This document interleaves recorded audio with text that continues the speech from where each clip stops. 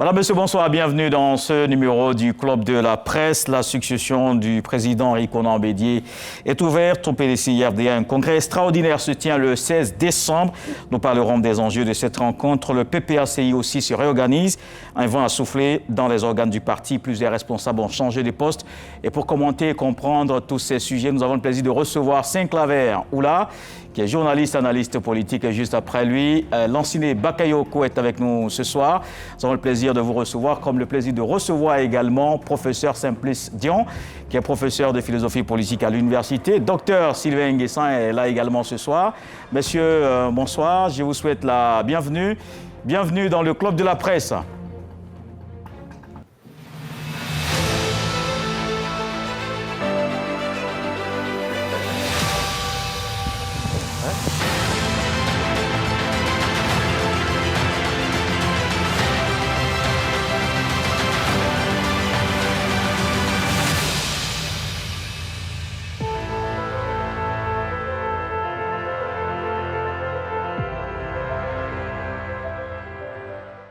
Le PDCI-RDA se retrouve le 16 décembre à un congrès extraordinaire pour choisir le nouveau président du Parti démocratique de Côte d'Ivoire.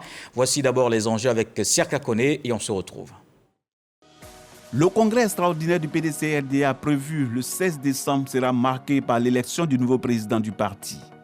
Ce dernier va succéder à Henri Konan Bédié, celui-là même qui a présidé aux destinées du PDCI-RDA durant 30 ans. Des visages et des noms bien connus se signalent depuis l'annonce des conditions d'éligibilité au poste vacant. Le congrès extraordinaire électif du samedi 16 décembre prochain s'annonce déterminant pour le PDCI-RDA et ses militants. Orphelin depuis le décès de celui affectueusement surnommé par la classe politique ivoirienne le Sphinx de Daoukro.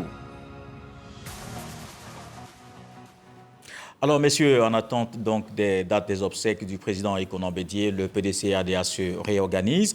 Le 16 décembre, un rendez-vous est pris, un rendez-vous important pour le Parti démocratique de Côte d'Ivoire. Professeur Simplice Dion, quels sont les enjeux, surtout après les élections locales? Alors, le Sphinx est parti, mais évidemment, comme c'est un Sphinx, il nous a laissé encore une fois une énigme, une dernière en partant, l'énigme de sa succession, alors qu'il n'avait absolument rien dit là-dessus. Silencieux et muet comme d'habitude, il a laissé le PDCI, les cadres du PDCI, prendre leurs responsabilités pour saisir les enjeux, saisir le contexte, les perspectives, les défis, les challenges. Tout ça résume ce qu'on attend du PDCI. Dans quelques semaines, le PDCI va à un congrès pour désigner son président. Désigner son président signifie réorganisation de la machine, signifie aussi capacité de préparer l'élection à venir qui est en 2025. Donc ce sont de grands enjeux politiques, stratégiques, ce sont des enjeux électoraux. C'est tout ça qui est contenu dans la rencontre qui va avoir lieu et dans tout ce qui est en train de se jouer, de se tramer actuellement. Et beaucoup de choses, justement, se trament, puisqu'il y a un seul point à l'ordre du jour, l'élection du nouveau président. Et en pareille circonstance, bon, les jeux sont très clairs. Avant l'élection, docteur Sylvain Nguessan, l'ambiance déjà autour sur cet enjeu qui est important pour le parti. Oui, ce qu'il a donné d'entendre ici et là, c'est qu'il y a plusieurs vérités des candidatures. Bon, c'est de bonne guerre, hein. Maintenant, d'ici le 16 décembre, peut-être qu'il y aura consensus des compromis politiques sur une certaine candidature qui pourrait se dégager. Donc, risque de répéter ce que le professeur Dion a dit, c'est des enjeux opérationnels, des enjeux stratégiques. S'organiser maintenant, on a 2 ans, ils auront 2 ans pour essayer de corriger, arrondir certains angles, et puis essayer d'avoir la meilleure posture possible pour la présidentielle de 2025, parce que bon, la Côte d'Ivoire, c'est 110 départements, ça fait quand même beaucoup de sections pour un parti politique, comme le PDCI-RDA. Donc, ils font bien de s'organiser pratiquement 2 ans avant la future présidentielle, en espérant qu'il n'y aura pas de rupture à l'issue de cette élection. Saint-Claver. Ce que moi je pourrais dire, c'est que le PDCI, c'est le premier parti ivoirien, le parti qui a conduit ce pays à l'indépendance. Donc, au-delà même des militants du PDCI, il faut dire que c'est les Ivoiriens qui ont beaucoup d'attentes vis-à-vis de ce parti. Et donc, je pense que le PDCI ne doit pas dérober à à ces valeurs de paix, de cohésion. Et donc, c'est vrai que dans toute famille politique, il y a des grincements des dents, il y a des velléités et autres, mais moi, je fonde l'espoir que le PDCI réussira à surmonter toutes ces velléités et autres et se donner un président à la dimension des autres présidents qui sont passés à la tête de ce parti-là. L'ancien Bakayoko, le professeur Dion l'a dit, c'est un tournant, c'est un virage que le Parti démocratique de Côte d'Ivoire doit pouvoir bien négocier. Effectivement, le PDCI a un tournant décisif de son histoire. C'est vrai que c'est un parti qui a toujours évolué par consensus, même si c'est souvent des consensus à marche forcée. Mais il me semble que cette année, les jeux vont être ouverts. Et ça, ce serait quand même une première. Alors, ce parti joue sa survie également, parce que 2025 a été posé par la plupart des cadres comme, en tout cas, l'ultime échéance pour que le PDCI puisse revenir au pouvoir 25 ans après son départ forcé. Alors, donc, je me dis, il doit pouvoir négocier, en tout cas avec dextérité, ce tournant-là, parce que ce ne sont pas les personnalités d'envergure qui manquent dans le parti. Et il y a aussi des cercles concentriques aussi qui sont dans le parti. Il y a des caciques, il y a des doyens, il y a des vétérans. Donc, c'est tout ça qu'il va falloir concilier pour pouvoir dégager un consensus ou tout au moins pouvoir limiter la casse. Et je pense qu'aujourd'hui, le PDCI a son propre destin en main. Et il devra s'aligner dans la droite ligne du père fondateur Félix Houphouët-Boigny, un parti de paix et pouvoir maintenir, parce que le défi, c'est le défi de l'unité et de la cohésion du parti. N'oubliez pas que le RHDP rôde autour, qui pourrait cristalliser certaines rancœurs et pouvoir profiter des fissures qui peuvent intervenir si ce tournant est mal négocié. Ça pourrait profiter au RHDP qui lui aussi affûte ses armes pour pouvoir assurer sa perpétuité au niveau de l'État ivoirien. Donc je pense qu'aujourd'hui le PDCI est à un virage, on va dire dangereux, mais qu'il peut négocier parce que le PDCI a l'habitude des luttes et souvent c'est quand on pense que le PDCI est mort qu'il surgit de nulle part. Alors messieurs, que savez-vous des potentiels candidats, professeur Dion? Il y en a beaucoup. Tout le monde.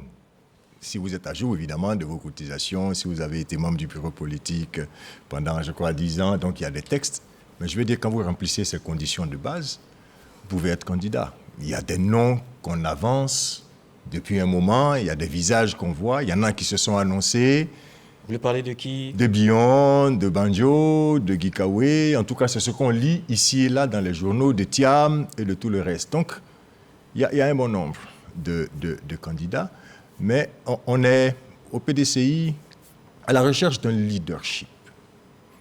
Et moi, quand on me demande toujours de parler de leadership, je me réfère au mythe de la conquête de la Toison d'Or. Lorsque les grands héros grecs vont à la conquête de la Toison d'Or, qui est leur but, tous les grands héros de la Grèce sont présents. C'est-à-dire que tout le monde peut être le leader parce qu'il s'agit de choisir celui qui dirige les troupes. Héraclès, qu'on appelle Hercule, que vous connaissez, qui, dit-on, est l'homme le plus fort de la terre, est là. Et quand on dit choisissons un chef, lui, il pense qu'il est naturellement le chef parce qu'il est l'homme le plus fort de la terre. Mais vous savez ce que les autres héros lui ont dit? Là où on va, on a besoin d'un leader qui n'est pas forcément l'homme le plus fort. On a besoin d'un diplomate et d'un homme qui est capable de finesse. L'idée ici, c'est quoi? L'idée, c'est que pour diriger un parti comme le PDCI, en l'état actuel des choses, pour aller à la conquête du pouvoir, mais il faut trouver un leader qui est un diplomate, qui est pénétré des enjeux actuels, qui a du soutien, qui a du relationnel, qui a des réseaux, bref, qui a un certain nombre de qualités. Et je pense que si chacun d'eux chacun entre en soi, ils savent le profil, ils savent qui peut diriger. Il ne s'agit pas de dire « je dois diriger parce que j'ai été secrétaire exécutif pendant 10 ans, parce que j'ai souffert, parce que j'ai donné de l'argent pendant 15 ans ». On n'est plus à ce niveau-là. Quand on va à un combat, on analyse stratégiquement et rationnellement les choses et on s'est dit, pour ce combat-là, nous pensons que c'est tel profil qui nous convient. Mais après, vous aurez à dépecer l'éléphant et à en faire ce que vous voulez. Mais l'objectif, c'est le meilleur chasseur et le meilleur leader qui vous conduit. Voilà un peu le défi qui se pose au PDCI RDA. Bien sûr, il y aura des frustrés. Quel que soit celui qui va remporter l'élection, il y aura des frustrés. Maintenant, ce sera à eux, comme il a dit, défi de l'unité, de montrer leur capacité à faire équipe autour du leader pour atteindre l'objectif. Et l'après-Bédié se dessine ainsi, docteur Sylvain Nguessan. Il y a effectivement beaucoup de potentiels candidats, beaucoup de voix que l'on entend. Pour vous, ce serait qui? Difficile d'avancer un nom, surtout qu'on n'est pas de la machine. Mais je pense que le PDCI est obligé de définir sa stratégie par rapport à son principal adversaire, qui est le RHDP. Quel est le candidat à l'interne au PDCI qui peut porter l'étoile du PDCI vis-à-vis du RHDP. Je pense que la question va se poser à ce niveau. Aujourd'hui, le PDCI ne se compare plus forcément au PPACI, mais c'est comment trouver à l'interne un leader qui puisse arracher le feu des dieux au RHDP. Donc je pense que ça va se jouer là. Qui pourrait compétir face au président Ouattara? Si ce n'est pas le président Ouattara, l'un de ses filleuls, de ses proches collaborateurs. Vous parlez de 2025? 2025, voilà. Qui au PDCI aujourd'hui a l'aura qu'il faut pour pouvoir compétir face à la machine du RHDP? Je pense que l'équation qui se pose au PDCI trouverait sa réponse là. L'enseignant voulait réagir? Oui, moi je pense que le professeur Dion et subsidiairement le docteur Nguessan ont dressé une sorte de portrait robot du potentiel ou bien du futur candidat. Mais il y a un paramètre qu'ils n'ont pas pris en compte, c'est le paramètre financier. Pour conduire le PDCI, il faut avoir de l'argent, pour parler trivialement. Vous savez, si le président Bédié, c'est vrai, il avait une légitimité historique, mais s'il a pu tenir la barque jusqu'à aujourd'hui, c'est parce qu'en réalité, il avait de l'argent et il était généreux vis-à-vis du parti. Or, aujourd'hui, c'est l'équation qui se pose au PDCI RDA. Est-ce qu'il y a quelqu'un qui, indépendamment des conditions édictées par le professeur Dion, peut être aussi généreux, peut être aussi débonnaire vis-à-vis du parti? Ça, c'est une équation ça peut être aussi une autre orientation que le parti se donne, c'est-à-dire vivre quand même des cotisations de ses membres. Non, ce n'est pas plausible, s'il te plaît. Ce n'est pas plausible. Pourquoi? Parce qu'aujourd'hui, quand vous regardez, il y a un tiers des délégués qui cotisent au PDCI, un tiers des délégués qui cotisent et un quart des membres du bureau politique qui cotisent. Donc, vous voyez bien que la cotisation n'est pas la chose la mieux partagée au sein des partis, pas seulement au PDCI, dans l'ensemble des partis. Je ne parle pas du RHDP qui est en position de pouvoir et donc qu'on peut juger difficilement. Mais je pense que c'est la même équation qui se poserait au RHDP s'il n'était pas en position de pouvoir. Donc, l'équation argent est extrêmement importante ici. Qui est le dirigeant qui peut avoir un leadership incontesté parfois à marche forcée, je répète le mot parce qu'il a de l'argent. Je pense que ça, c'est le principal enjeu aujourd'hui, le principal challenge qui se pose au PDCI. Et ça, ce match-là n'est pas gagné d'avance. Moi, je vais reprendre tous mes prédécesseurs pour dire que je suis entièrement d'accord avec ce qu'ils ont dit. Et le professeur Niamien Yao lui-même récemment, il a dressé le portrait de celui qui peut être le président et doit être le président du PDCI. Il a dit que ce PDCI-là, celui qui va le prendre est celui qui pourra faire face au RHDP et qui pourra porter le parti au devant de la scène et lui permettre de revenir au pouvoir. Et celui qui va diriger le PDCI est celui qui doit avoir du relationnel. Parce qu'aujourd'hui, c'est quoi? Les enjeux, c'est le retour du PDCI au pouvoir en 2025. Et qui peut être capable d'amener le PDCI au pouvoir en 2025. C'est cette personnalité-là qu'il faut trouver aujourd'hui au PDCI, cette personnalité qui, à travers ses réseaux, à travers son charisme, à travers sa conduite des troupes, pourra déboulonner le RHDP. Donc, je pense que les militants du PDCI doivent mettre de côté leur ego et trouver cette personnalité-là, et une fois qu'elle ait trouvé, rentrer dans les rangs pour essayer d'entamer une marche vers la conquête du pouvoir. Alors, messieurs, il y a quand même un nom qui revient. Je pense qu'il faut qu'on en parle. Et d'ailleurs, un député à l'Assemblée nationale avait rendu public sa position. Il y a des membres du bureau politique également, donc sur la place publique, qui donnent leur position. Je parlais de Thierry, de Tidjane Thiam, qui est aujourd'hui présenté comme celui qu'il faut pour le PDCI et RDA. Quel est votre avis, professeur ? Je pense que j'ai été l'un des premiers à dire, pendant que le président Bédié était encore là, que M. Thiam était le meilleur profil pour succéder au président Bédié, qui était encore vivant. Et je souhaitais même que le président Bédié porte sa candidature. La nature a fait son œuvre, le président Bédié n'est pas là. Je reste cohérent. Je ne suis pas le PDCI. Ma voix vaut ce qu'elle vaut. Mais je pense que le départ du président Bédié me conforte dans ma position. J'essaie d'imager ça souvent en disant que le médicament dont le président Ouattara s'est servi pour venir conquérir la Côte d'Ivoire, séduire la Côte d'Ivoire et diriger la Côte d'Ivoire aujourd'hui, Tidjane Thiam a une partie de ce médicament. Chacun comprendra comme il peut. Il a une partie de ce médicament.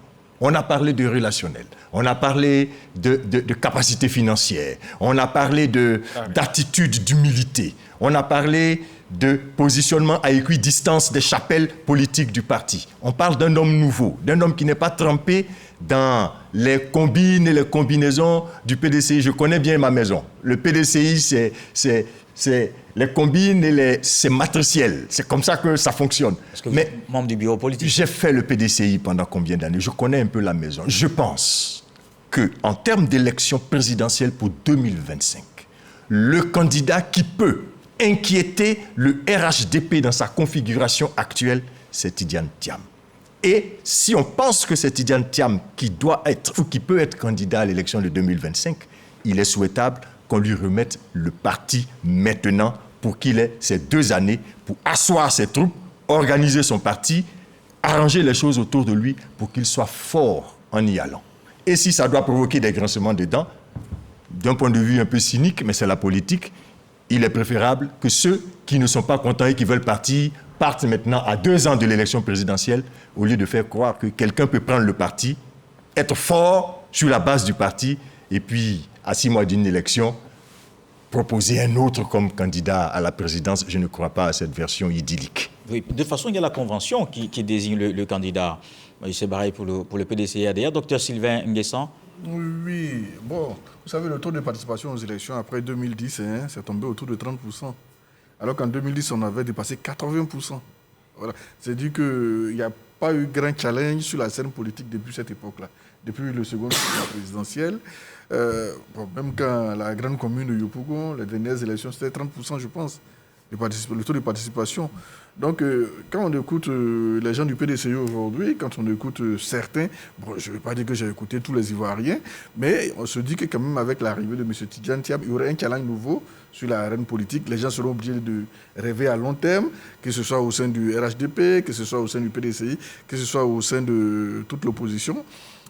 Ils pourraient porter un certain rêve auquel certains croiraient. Donc, je me dis que le meilleur cheval aujourd'hui du PDCI, c'est pourrait être M. Tidjane Thiam. Bon, donc, sorte l'argument de la sociologie politique ivoirienne, il est parti depuis 24 ans, donc il ne connaîtrait pas assez la Côte d'Ivoire pour pouvoir diriger. Je ne pense pas que ça puisse trop peser. En tout cas, à mon avis, à mon humble avis, actuellement, le meilleur cheval du PDCI pour la présidentielle 2025, c'est M. Tidjane Thiam. Mais il n'y a pas que lui, l'ancien Bakayoko, il y a des noms qui reviennent aussi, Guy Kawe, Benjo, etc. Qu'est-ce que vous en pensez? D'abord, je voudrais dire mon point de vue sur la question de Tidjane Thiam. Je pense que pour être président de la République en Côte d'Ivoire, il faut avoir un nom. Il faut avoir un parti fort, mais il faut avoir aussi un nom. Quand je dis un nom, ce n'est pas simplement un nom à l'état civil. Il faut avoir un nom qui, sociologiquement, est fortement pénétré dans les sphères les plus réduites de l'État, du pays. C'est-à-dire que Tidjane Thiam, nous, ici, on le connaît, mais sociologiquement, personne ne le connaît. En tout cas, dans la grande majorité des Ivoiriens, personne ne le connaît. Bon, sans doute, il pourra bénéficier, il pourra se mettre sur la locomotive PDCI, qui pourra faire... Il va vendre le nom du PDCI, mais il n'a pas de nom. C'est-à-dire que, sociologiquement, il n'a pas de nom. Son nom ne correspond à rien. Qu'il a été longtemps hors du pays. Il a été longtemps hors du pays, et aujourd'hui, si tu vas dans l'arrière-pays, tu dis Tidjane Thiam, ce nom ne correspond à rien. Bon, on peut faire des analogies avec le président Alassane Ouattara, mais Alassane Ouattara est resté sur l'échiquier de 1994, d'abord qu'il a été Premier ministre, et quand il était Premier ministre, ce n'était pas une sinécure, puisqu'il avait fortement alimenté la vie politique, la vie publique. On parle, je pense à 92, je pense même à 90. Il avait un ancrage sociologique fort, même si chacun peut l'apprécier à l'aune de sa propre vision. Mais Tidjane Thiam est parti, il n'était pas un ministre il n'était pas au premier plan, même quand il était au gouvernement. C'est vrai qu'il était ministre du plan, mais il n'était pas au premier plan. Ce n'était pas un homme du sérail, même en ce moment. On le voyait comme un jeune qui avait réussi, qui avait pu se tirer, qui avait un bon parcours académique, mais ce n'était pas un homme du sérail. Donc, je veux dire que sa force aussi peut être aussi son talon d'Achille. C'est-à-dire, le fait qu'il soit resté longtemps dehors, on peut le considérer comme quelqu'un qui n'a pas une empathie réelle vis-à-vis de la Côte d'Ivoire. Et ça, c'est quelque chose qu'il doit pouvoir démontrer. Maintenant, vous me parlez de Maurice Kakou Dikawe et de Noël Akossi Benjo. Oui, ce sont les aristocrates du PDCI-RDA. C'est-à-dire qu'ils ont la légitimité.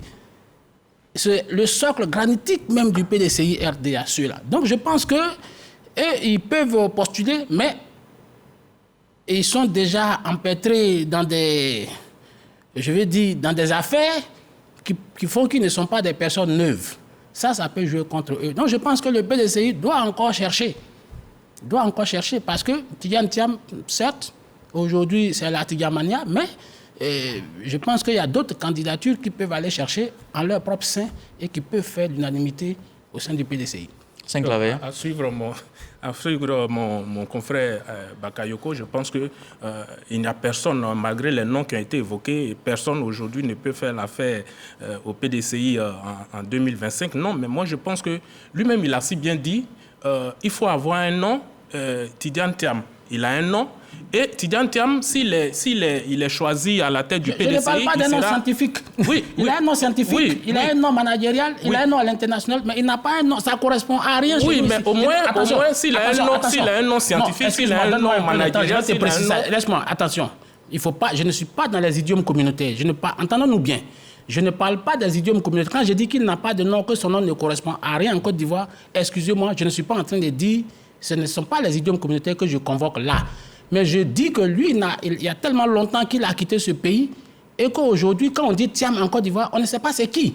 C'est cette précision que je voulais apporter. Oui, mais si tu pouvais me laisser aller au bout de mon idée, moi je pense que professeur Simplice Dion a été assez clair. Il a dit, puisque le congrès c'est le 16 décembre prochain, il faut maintenant, si au PDCI on s'accorde que c'est Tidjane Thiam qui doit être président de ce parti et candidat de ce parti en 2025, il faut maintenant lui donner le parti afin qu'il puisse asseoir ce nom-là pour que les choses se précisent jusqu'en 2025. Pourquoi j'ai l'impression que vous faites le congrès, la convention en même temps? Non, c'est parce que vous êtes, pas la même chose, vous êtes à l'élection du président du parti, après vous parlez de 2025. l'objectif final, c'est 2025, l'objectif final. Aujourd'hui, au PDCI, c'est vrai que les militants parlent de celui qui va prendre ce parti, mais au-delà, ils regardent déjà 2025, ils regardent déjà la présidentielle. Donc, du coup, si quelqu'un devait être élu aujourd'hui à la tête de ce parti, c'est ce que cette personnalité-là devra apporter avec ce parti en 2025. Et aujourd'hui, les enjeux majeurs de ce parti, c'est de faire en sorte qu'il ne soit pas être relégué au rang des vestiges au nord et des reliques au sud, comme le président Jenny Kobina il a dit en 1994. C'est de faire en sorte que le PDCI se repositionne, remobilise ses militants et devienne ce parti-là qu'on a connu. C'est ça aussi l'enjeu. Et la finalité, c'est la présidentielle de 2025. Justement, sur cet enjeu, je pense que les candidatures, sinon les potentiels candidats, plus ou moins sont déjà dans l'ambiance électorale. Mais comment on sort d'une telle élection, surtout avec ce changement de cap, parce que le président Bédié donc n'est plus, comment on sort de là unis? C'est aussi un autre enjeu, je pense, important. Docteur Sylvain. Professeur Dion parlait tantôt d'un président qui puisse être diplomate. Je pense qu'en Côte d'Ivoire, la reine politique offre assez d'opportunités. Donc, si le futur du président du PDCI veut rassembler du monde autour de lui, il aurait des arguments pour pouvoir rassembler. Déjà, le challenge majeur pour le PDCI, c'est de revenir au pouvoir. Parce qu'une autre opposition à partir de 2025, ça pourrait fragiliser davantage un PDCI. Est-ce que ceux des cadres qui sont restés loyaux depuis 2018 ne vont pas tenter une aventure ailleurs s'ils perdent en 2025? Donc je pense que l'enjeu majeur pour le moment, c'est d'être rassemblés autour de la présidence du poste du président de la République. Maintenant, il y a de quoi pouvoir satisfaire les compétences des uns et des autres dans diverses institutions. Pour revenir à la question dont parlait le collègue tout à l'heure, à savoir que M. Tidiane fait partie depuis longtemps n'est pas connu, c'est vrai. Mais nous sommes en 2023 et en Côte d'Ivoire aujourd'hui. C'est pas si compliqué de se faire connaître, contrairement aux années 80. Nous avons pratiquement dans tout le monde des télévisions. Nous avons des gens qui sont connectés dans toutes les plantations. Le taux de population ivoirienne connectée, je crois, c'est autour de 40%. Donc, il y a quand même certains moyens pendant 2 ans. Si le monsieur aspire vraiment à la présidence, il a le temps de se donner des chances pour pouvoir glaner le cœur et les esprits de certains Ivoiriens. Sans oublier les sections de son parti politique, la famille dont il est issu, la famille au fouet, etc., etc. Je pense qu'en 2 ans, ce serait suffisant quand même, quand on sait que l'électorat de la Côte d'Ivoire est à plus de 30%, autour de 30% au sein de plus de 30% le Grand Abidjan. Je pense que ça pourrait se faire assez facilement. Professeur Dion. À notre époque, surtout à l'époque des réseaux sociaux et de la communication à grande vitesse, on ne va pas se faire un nom. Votre nom s'impose aux gens, même quand ils ne sortent pas de leur maison. Le professeur Dion n'a pas fait tout le tour de la Côte d'Ivoire, mais je suis presque sûr qu'il y a des gens qui me connaissent. Parfois, il y en a qui me reconnaissent dans la ville, le professeur Dion, parce qu'ils me voient sur leur écran. Donc le nom aujourd'hui, en dehors des voyages, des meetings, des campagnes, parfois le nom lui-même s'impose à vous à travers votre activité du point de vue de la communication moderne. Donc Tidiane Thiam, il a un nom. Il a un nom, comme Sonko a un nom, comme tous les autres leaders, tous ceux qui communiquent ont un nom.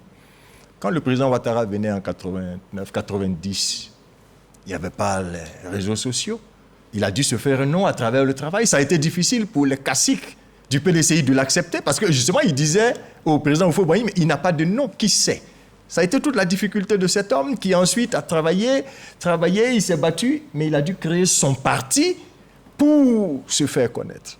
Tidiane Thiam vient, il n'a pas à créer son parti pour se faire connaître, il y a une machine qui l'attend déjà, qui est disposée à faire en sorte de l'accompagner pour parler aux Ivoiriens dans les hameaux les plus reculés. Donc ça ne peut pas être une difficulté pour lui. La difficulté pour lui, c'est ce que vous soulignez.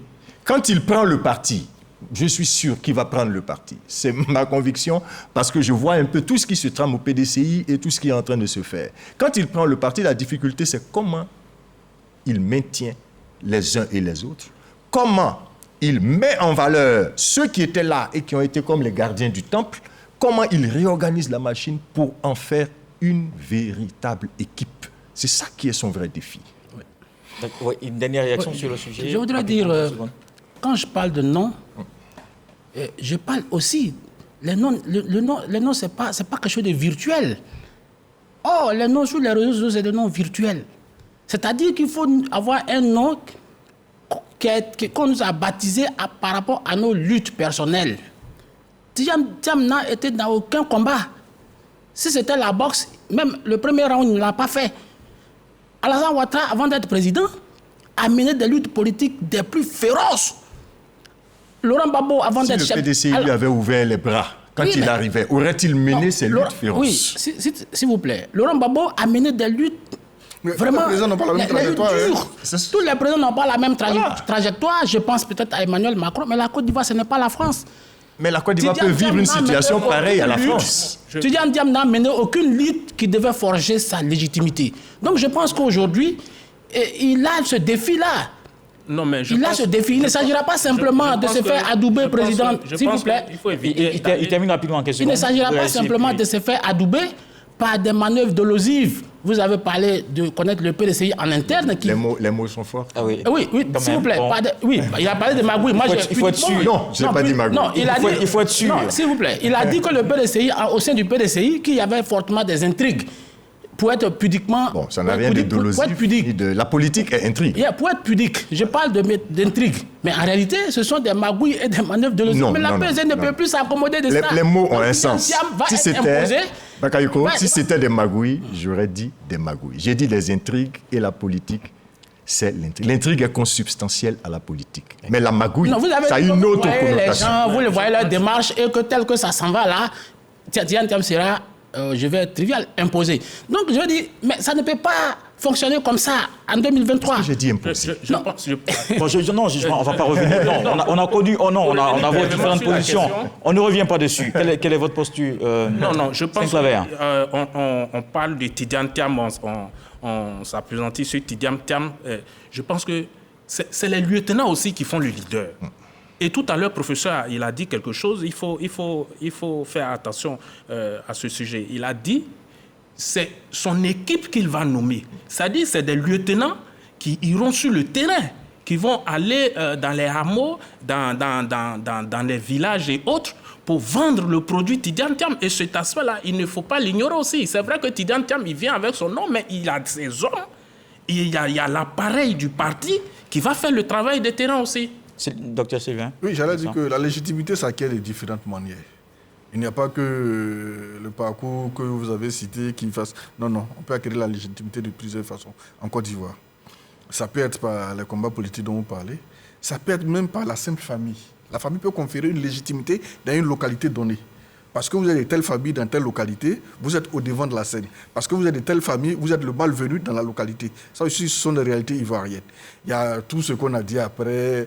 Le fait même qu'il soit à équidistance des différents partis politiques, qu'on ne puisse pas lui reprocher grande chose de tout ce que nous avons vécu depuis 1999, ça peut lui conférer aussi une légitimité.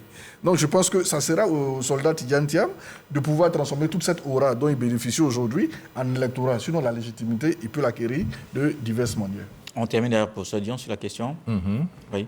Vous l'avez dit tout à l'heure, une reprécision peut-être. Ah non, oui, je n'ai pas parlé d'imposer Tidiane Thiam. J'ai dit pour ce que je vois, pour les activités qui se mènent, pour l'organisation qui est en place, moi, je peux risquer de dire que les choses sont en train d'être faites pour que Tidiane Thiam prenne le parti. Pas parce que c'est le meilleur, forcément, mais parce qu'en lui donnant le parti, il sera préparé véritablement à, comme il a dit, asseoir cette présence de telle sorte que pour la présidentielle de 2025, il soit plus apte à affronter le RHDP. Et après le PDCI, on s'intéresse au PPACI où tout change. Plusieurs responsables donc changent de poste. Siaka Kone nous en parle et on se retrouve juste après. Le président du parti des peuples africains Côte d'Ivoire, Laurent Gbagbo, a effectué ce lundi 23 octobre des changements au sein de son parti. La présidence du parti, le conseil stratégique et politique, le secrétariat général, les organes et commissions et le porte-parole. Cette recomposition vise à repositionner le PPACI. Hubert Oulahi, Adia Damana Pikas et Katina Kone ont changé de portefeuille.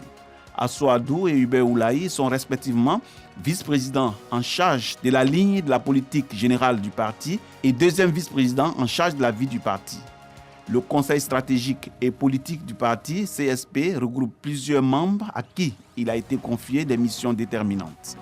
À moins de 2 ans de la présidentielle et au lendemain des consultations locales, quelles sont les motivations de ces changements? Justement, je renvoie cette question à Sine Claver. Alors pourquoi ces changements?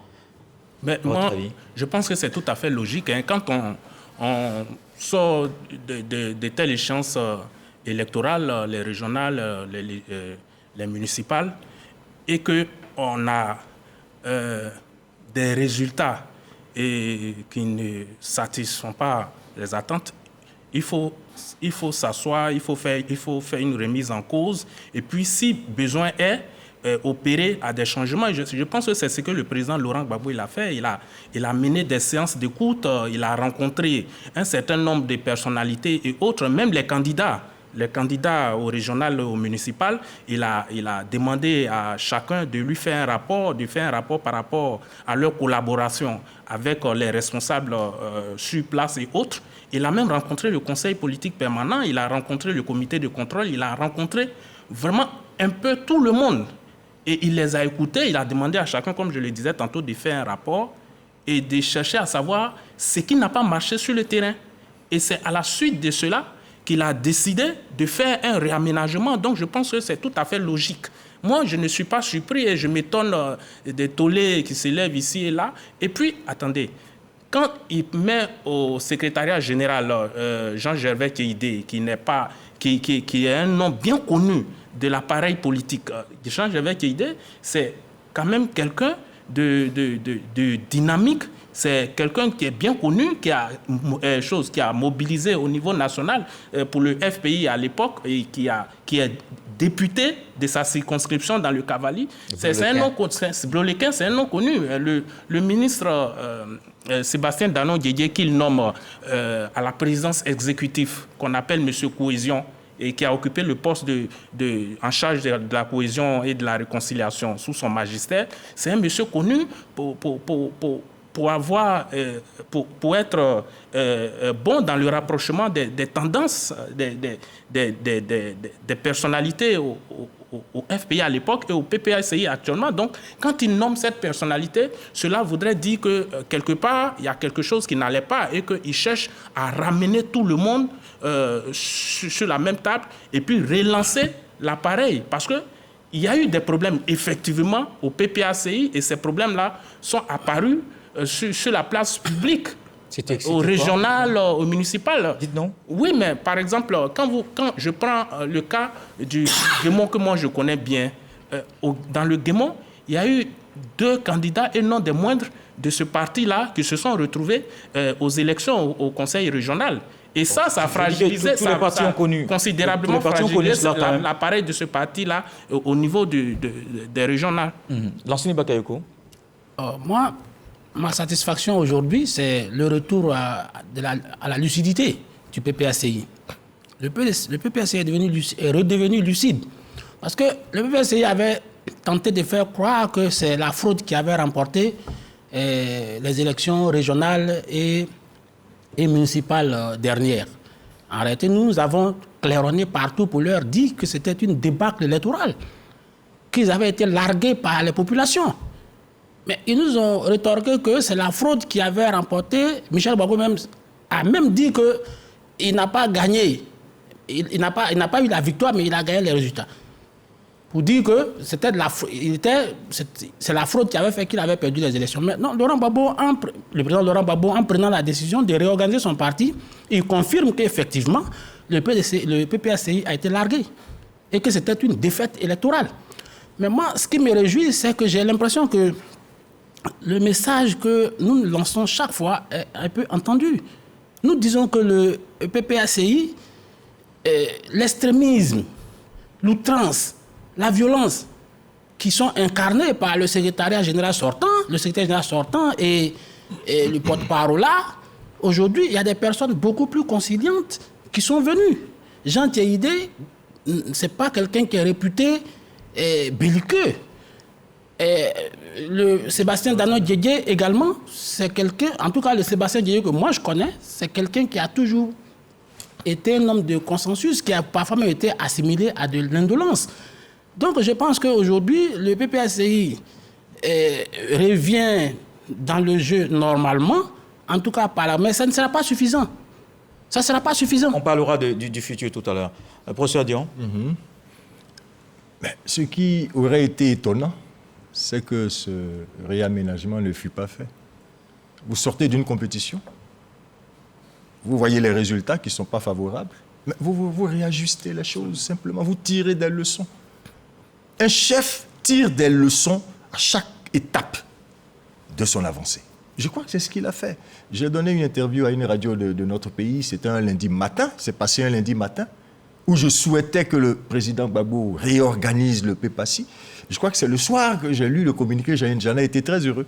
J'ai lu le communiqué disant qu'il y a eu des changements qui avaient été faits. C'est une corrélation que je fais pour dire, comme lui, qu'il y a des choses que nous disons qui peuvent paraître inutiles ou bien des choses offensantes pour le militant lambda, mais que les leaders peuvent entendre. Il est le leader de son parti, il réorganise les choses, il redispose les troupes parce qu'il est allé à cette élection pour voir qui vaut quoi. Parce que même s'il n'y était pas allé, il y a certains de ses lieutenants qui lui auraient dit « Si on était allé, j'aurais pris le Guémon. Si on était allé, j'aurais pris le Cavalier. » Il a laissé tout le monde partir et chacun a vu ce qu'il vaut. Sur cette base, il réajuste les choses et il se prépare à un autre combat. Et ça me paraît important. Maintenant, peut-être qu'on en parlera, ce qui reste, c'est comment on oriente la suite du combat en termes de discours. Docteur Sylvain Guessant, c'est lié aux élections dernières?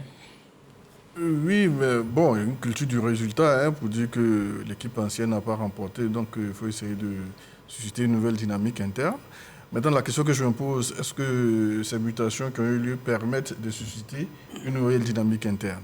Est-ce que M. Lieutenant Guédié aujourd'hui a les jambes parcourir la Côte d'Ivoire pour asseoir un parti naissant? Ce sont les questions que nous nous posons également. Est-ce que M. Jean Gervais Keïdé a la capacité aujourd'hui d'asseoir une autorité nationale?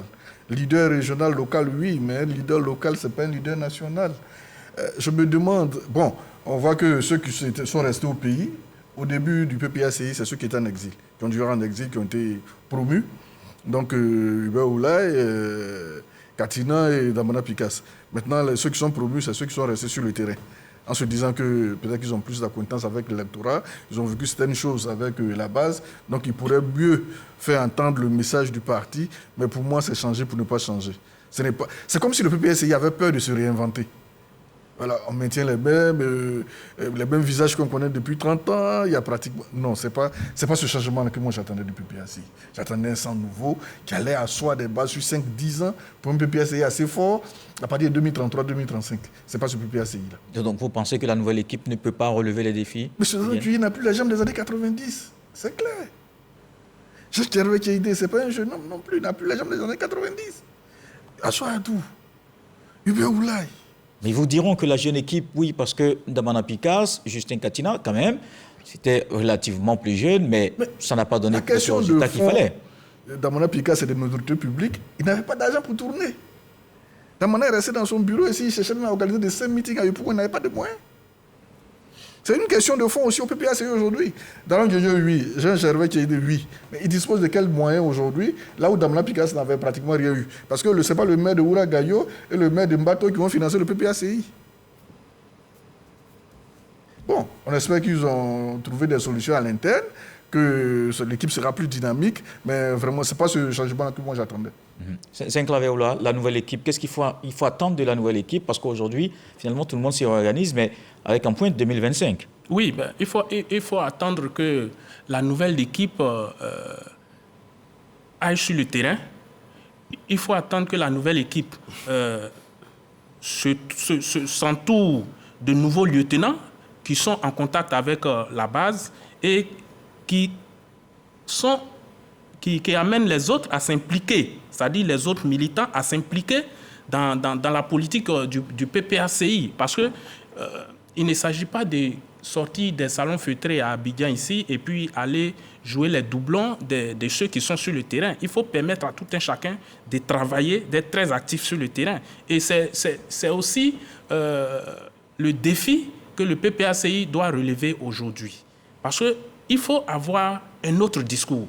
Vous voyez, le discours qui consiste à dire Gbagbo, Gbagbo, Gbagbo, chanter à tout va le nom de Gbagbo, ce discours-là, c'est vrai qu'il faut le tenir, mais il ne doit pas être tenu à profusion aux oreilles des populations sur le terrain. Parce que nous sommes d'accord que ceux qui avaient 5 ans, quand on évinçait Gbagbo du pouvoir en 2010, aujourd'hui ont 18 ans. Ceux qui avaient entre 5 et 10 ans, ils ont entre 18 et 20, plus de 20 ans. Et c'est ceux-là qui constituent aujourd'hui le vivier électoral. C'est ceux-là qui sont très actifs sur le terrain, qui peuvent implanter le parti. Donc, vis-à-vis de ceux-là, il faut avoir un discours pédagogique. Il faut arriver à déceler les failles dans la gestion du pouvoir en place et puis les amener à faire bloc derrière le PPACI. Est-ce que vous voyez? Parce que à cela, quand vous parlez de la lutte de Gbagbo de 2002 à 2010, bon, certains pratiquement vous regardent alors qu'il y a des problèmes existentiels qui sont là. Il y a la cherté de la vie, il y a la question de l'éducation, il y a beaucoup de questions auxquelles les populations font face aujourd'hui. Mais quand vous ne vous appropriez pas ces questions-là et que vous venez chanter, comment dirais-je, la lutte des Gbagbo, je pense que, bon, ça devait être relégué au second plan et puis mettre en avant les problèmes qui assaillent de plus en plus les populations. Et c'est ce que le PPACI doit comprendre aujourd'hui. Certes, ils ont des lutteurs, ils ont des combattants, mais ces combattants-là, il faut qu'ils arrivent à réorienter leur lutte sur le terrain. Lansini Bakayoko, pour la suite. Bon, pour la suite, moi, je n'attends pas grand-chose, comme le docteur l'a dit, de ces changements intervenus à la tête du PPACI. Je pense que c'est toute la matrice existentielle même du PPACI qu'il faut réformer. C'est tout son logiciel qu'il faut réformater. C'est son ADN qu'il faut reconstituer. Vous voyez, le PPACI ne met jamais... J'entends très rarement le PPACI faire des propositions, des contre-propositions liées à la vie sociale. Ce que j'entends n'est plus conforme à la sociologie ivoirienne. C'est nous les propriétaires de la Côte d'Ivoire, et les autres, on cherche le village des uns et des autres. Il faut qu'on aille... nous sommes dans un monde d'ouverture. Les invectives, je suis... Touré Madou, c'est tout, le village de son papa. Je cherche le village de la maman de tel ou de tel. Il faut que le pays revienne à nous, les propriétaires exclusifs de la Côte d'Ivoire. Bien sûr, il ne faut pas me soupçonner d'être peut-être les partisans de ceux qui sont venus ailleurs. Moi, je suis de Touba, avec un fort ancrage à Gagnoa, donc je n'ai pas ce problème. Donc je ne suis pas en train de dire que c'est par corporatisme ou bien par chose que je suis en train de parler de cette manière. Mais je dis que le PPACI doit réformater l'ensemble de son discours. Aujourd'hui, on ne peut plus s'accommoder des discours de repli, des discours d'exclusion, des discours de violence, des discours de revanche. Regardez, même hier samedi, j'ai vu des manifestations à La Haye où des militants du PPACI vont demander que ceux qui sont au pouvoir aujourd'hui soient arrêtés pour subir le même sort que le président Laurent Gbagbo a subi. C'est-à-dire qu'au lieu de faire des contre-propositions sur la vie sociale, on parle de vengeance. Ce discours ne peut plus prospérer. Il faut que nous le disons, c'est parce que nous pensons que le PPACI est une vraie alternative au RHDP en matière pour gouverner la Côte d'Ivoire. C'est parce que nous aimons le PPACI, nous voulons que le PDCI aussi soit une alternative pour gouverner. Mais ce n'est pas avec ce discours-là. Ça ne peut plus marcher, ce n'est plus conforme à la sociologie ivoirienne. Avec des populations imbriquées durant des décennies, ce n'est pas en ce moment-là qu'on cherche les villages des gens. Ça ne peut plus prospérer. Donc si le PPACI ne reformate pas son logiciel et qu'il reste dans cette même direction, je crains que le résultat ne soit le même. Il y a eu ce changement, professeur Dion, forcément pour repositionner le PPACI, mais comment à votre avis? Je pense qu'on ne change pas les hommes juste parce qu'on a envie de faire partir des gens. On remplace les hommes par d'autres hommes parce qu'on pense que ces hommes viennent avec une vision, à qui on va donner une feuille de route. Donc je pense qu'on ne peut pas préjuger de ce que le PPACI va continuer de faire ce qu'il a toujours fait. C'est un signal qu'il nous donne. J'espère que ça va leur permettre de travailler sur beaucoup de choses, parce qu'il y a beaucoup de travail à faire. Je prends à mon compte tout ce qui a été dit ici. Mais c'est des gens qui sont traumatisés. On n'aime pas beaucoup le terme, on trouve que c'est un peu... Mais c'est ce qu'on appelle un traumatisme. Le traumatisme de la perte du pouvoir, le traumatisme de l'emprisonnement de votre leader pendant 10 ans loin de vous, le traumatisme de son retour qui n'a pas été très bien réussi avec le départ de ses fidèles parmi les fidèles. Donc les gens sont désemparés. Donc que le PPACI se retrouve dans cette situation-là, qu'est-ce qu'il y a d'étonnant? Le plus difficile maintenant, au moment où ils sont par terre, c'est comment ils s'en relèvent progressivement. Et c'est petit à petit, à tâtons, mais en même temps de façon rationnelle, qu'ils doivent asseoir le nouveau discours. Quel est aujourd'hui l'argument clé de vente du PPACI? Quel est son ACV? Le panafricanisme, ça ne veut rien dire. Tous les arguments avancés par les uns et par les autres, est-ce que c'est actuel? Non, il faut redimensionner le discours. Il faut montrer un autre horizon aux gens. Il faut leur dire ce que vous pouvez apporter. Il faut qu'ils rêvent. Le nom de Gbagbo seul ne suffit plus. Surtout qu'une certaine communication, pendant des années, a travaillé à salir ce nom, à détruire ce nom. C'est normal, on est en politique. On détruit le nom avant de détruire la personne. Mais comment on reconstitue le Pepassi autour d'un idéal? Gbagbo a fait rêver beaucoup d'Ivoiriens parce qu'il leur proposait un idéal de société. Qu'il ait réussi, qu'il n'ait pas réussi, ce n'est pas le débat. Mais à eux de proposer un idéal aux Ivoiriens. Et je termine sur les nouvelles générations. Damana Picasse est de quelle génération? Ça doit être la génération des Sylvains. Quand Laurent Gbagbo vous donne le secrétariat général d'un parti, alors que vous avez Maurice Kakou Gikawe, qui est notre aîné de combien d'années, secrétaire exécutif du PDCI, alors qu'au RHDP, vous avez Big Togo ou bien vous avez Bakongo, mais il vous donne de la valeur. J'ai applaudi la nomination de Picasse, je ne le connais pas. Mais je dis, voilà un jeune qu'on dépose dans l'arène qui peut aller parler d'égal à égal avec ses aînés parce qu'il est jeune et parce qu'il peut proposer quelque chose. Mais si Gbagbo, malheureusement, il a choisi les invectives. Si Gbagbo le déplace, c'est que Gbagbo s'est rendu compte qu'il n'a pas fait ce qu'il attendait vraiment de lui. Donc j'en appelle à la responsabilité des jeunes générations. Picasse, Michel, Stéphane Kipré et autres. Mais les plateaux sont là pour qu'ils viennent parler, pour qu'ils viennent vendre l'idéal qu'ils proposent à la Côte d'Ivoire. Docteur Sylvain Nguesson, peut-être un peu plus largement, c'est une gauche qui se cherche encore? Oui, mais ils sont un peu pressés. Moi, je pense que le PPACI doit faire son deuil, comprendre que la reprise du pouvoir ne se fera pas maintenant. Donc, nommer des gens qu'il faut, qui sont prêts à parcourir la Côte d'Ivoire sur 3 ans, 5 ans, voire 8 ans, 10 ans. Donc, il faut qu'ils se mettent dans cet esprit-là. Donc, ça demande des jeunes qui n'ont pas forcément de l'expérience, mais à qui il faut laisser se frotter au terrain, pour qu'au fur et à mesure, ils puissent avoir leur marque, retrouver leur marque, et puis s'imposer aux nouvelles générations comme des leaders nouveaux. Donc, chercher le pouvoir en 2025, 2030 et faire les mutations qui vont avec, c'est une perte de temps. Peut-être vous voulez réagir? Oui, moi, je pense que le PPACI peut redevenir un grand parti. Parce que moi, je n'arrive pas à dissocier le PPACI du FPI. Je me dis que c'est une sorte de... une excroissance du FPI, mais en plus en puissance. Et moi, je crois au PPACI. Je pense que ce parti, et je l'ai dit, peut devenir une alternative. Parce que c'est un parti de gouvernement, et il a déjà démontré. C'est un parti de masse, et il a déjà démontré. Mais le problème, c'est qu'aujourd'hui, le PPACI n'arrive pas à capter de nouveaux militants, de nouveaux électeurs. Le PPACI n'arrive pas, puisqu'il est dans l'exclusion permanente. Vous voyez, nos enfants qui sont là aujourd'hui, la plupart viennent de l'Europe, ils ont l'esprit ouvert, ils ne sont pas dans les idiomes communautaires, ils ne sont pas dans les batailles de clochers. Non, lui, il cherche des opportunités, peu importe d'où ça vient.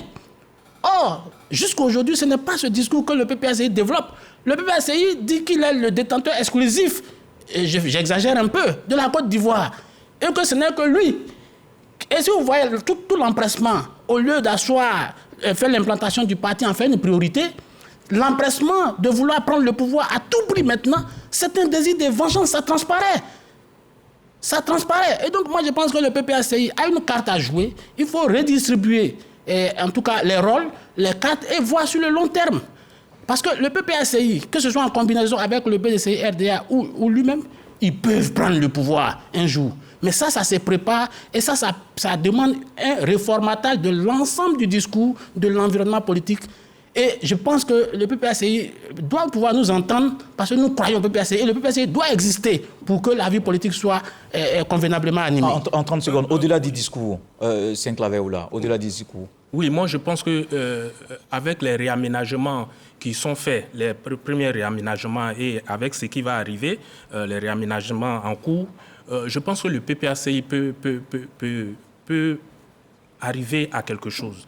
Et je suis convaincu, pourvu que les uns et les autres se mettent au travail et qu'ils rentrent dans les rangs et qu'ils laissent la machine aller. D'accord. Merci, Saint-Claveoula Lanciné, Bakayoko, professeur Dion, docteur Sylvain Guesson, qui est d'ailleurs auteur d'un ouvrage, La sécurité économique de la Côte d'Ivoire face à la menace terroriste dans l'Afrique de l'Ouest. Un ouvrage qui vient de paraître. Très beau livre. Oui. Très bon. Félicitations, merci. Je l'ai lu déjà. Félicitations. Et nous lui souhaitons un très bon parcours. Merci à vous, messieurs. Cette émission réalisée par Arlène Poca, la chef d'édition Astou Touré Danyogo, toutes les équipes techniques autour. Merci. À tout de suite pour le journal. À dimanche pour un autre numéro du Club de Presse.